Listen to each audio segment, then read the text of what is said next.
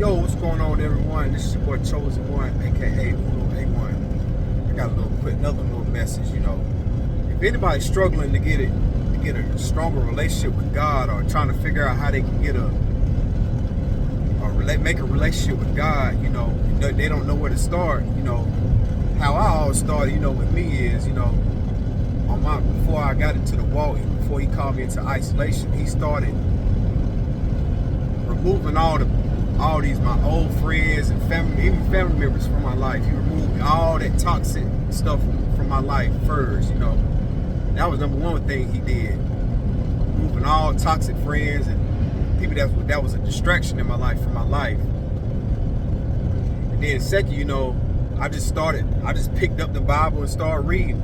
If you don't know where to start in the Bible, you can start in Psalms. I think Psalms is a great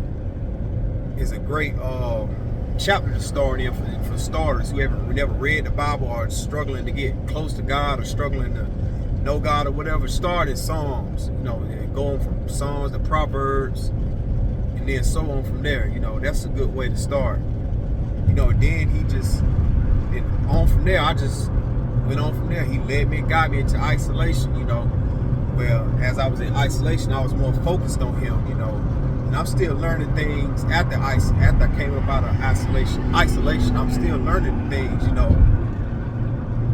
There's some things that I'm still learning. Like, you can never not learn new things every day, And if you continue to seek God, seek God's kingdom and His righteousness, and everything else shall be added unto you. So keep asking God, praying to God and asking Him, what all do I need, Lord Jesus, my God, for us to have a stronger relationship and a stronger bond? Ask Him. He would lead you and guide you. He would just, give you all the things that your heart desires, And like I said, I'm still learning new things, After I came up out of isolation, I started, learning more things like fasting and praying. You know what I'm saying? I started fasting and praying, but like doing more fasting and praying like about a month ago, So that's great. Got great benefits, to fasting and praying. I did my first fasting and praying. I think I did almost 48 hours. I ate fruit and I just prayed and read my Bible and prayed all day. I went to the gym later on that day, but I was getting connected with God,